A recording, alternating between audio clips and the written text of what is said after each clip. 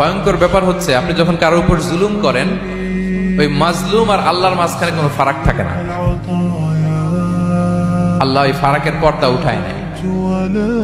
বিষ্ণুই বলেন, ইত্তাকি দাওয়াতাল মাজলুম, তোমরা মজলুমের বদদোয়াকে ভয় করো, খবরদার।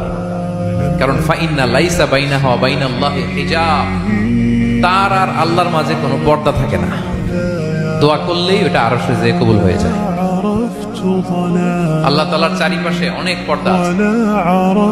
কেউ কেউ বলে 70,000 নূরের পর্দা। 70,000টা সহিহ হাদিস দ্বারা সাব্যস্ত না, কিন্তু অসংখ্য অগণিত পর্দা, এবং পর্দাও এটা নূরের পর্দা।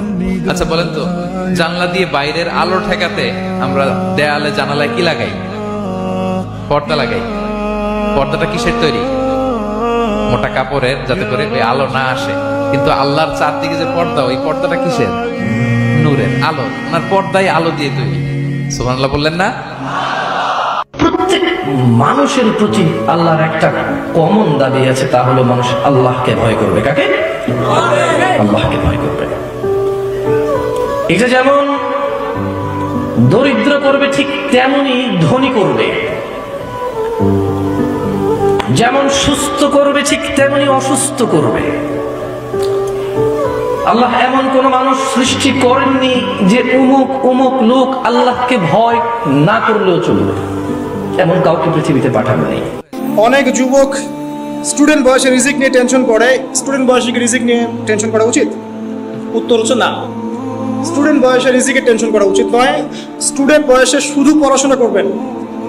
হ্যাঁ, আপনি এমন রিজিক অন্বেষণ করতে পারেন যে রিজিকটার সাথে পড়াশোনা সম্পৃক্ত। ফর এক্সাম্পল, টিউশনি, কোচিং সেন্টারে কাজ করছেন, বা পড়াশোনা সংক্রান্ত কোনো কাজ করছেন, এই কাজ করতে পারেন। এর বাইরে অন্য কোনো কাজের দিকে এখন ফোকাস করবেন না। আপনাকে পড়াশোনা করতে হবে। যত পড়াশোনা করার বিয়ের আগেই করবেন। বিয়ের পর আপনার রেসপন্সিবিলিটি বাড়বে, অনেক সমস্যা আছে, অনেক চাপ আসবে, তখন আপনি ফুল টাইম এফোর্ট দিতে পারবেন না, এমন হতেও পারে।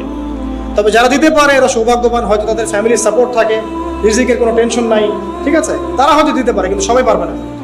আপনি এই সময় শুধু পড়াশোনা করবেন, পড়াশোনা করবেন, পড়াশোনা সংক্রান্ত কাজে থাকবেন, দিনী কাজে থাকবেন, দাওয়াতি কাজে থাকবেন, এই কাজগুলো করবেন। আমরা সবাই ইবাদত করি অথবা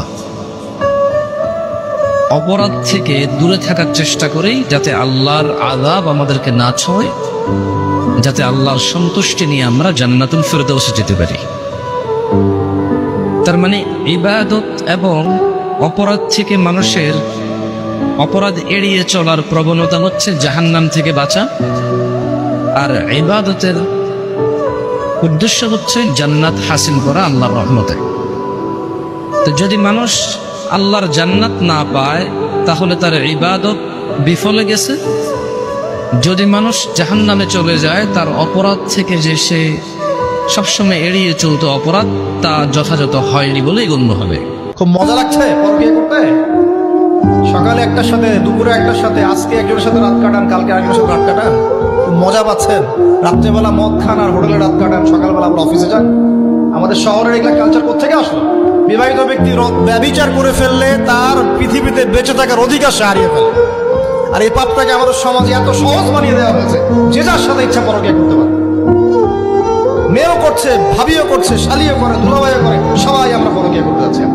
পরকীয়ার সয়লাভ বন্ধ করতে হবে, পরিবারের পর্দা কায়েম করতে হবে, অপসংস্কৃতি ঠেকিয়ে দেন, এগুলা চ্যানেলগুলো বন্ধ করে ফেলেন বাসা থেকে। আল্লাহর পক্ষ থেকে ডিভাইন ভালোবাসা আসবে বিয়ের পর, তখন সেখানে শুধুমাত্র স্বার্থ থাকে না, বরং কোনো কোনো ক্ষেত্রে নিজের স্বার্থ ক্ষুণ্ণ করে আমরা স্ত্রীদের স্বার্থ দেখি না? এটা ডিভাইন। যখন আপনি রেসপন্সিবল পারসন, আপনার দায়িত্ববোধ আছে। এটা শুধু একটা যৌন সম্পর্ক না, এটা একটা ভালোবাসার দিলের সম্পর্ক, আত্মায় আত্মায় সম্পর্ক। একজন কষ্ট পেলে আরেকজনের লাগে, আরেকজন খুশি হলে আপনারও খুশি লাগে। সে বিপদে পড়লে আপনি তার পাশে থাকেন। আপনি বুঝতে পারেন যে আপনি তার দিকে সম্মানের চোখে তাকান, ভোগের চোখে তাকান না।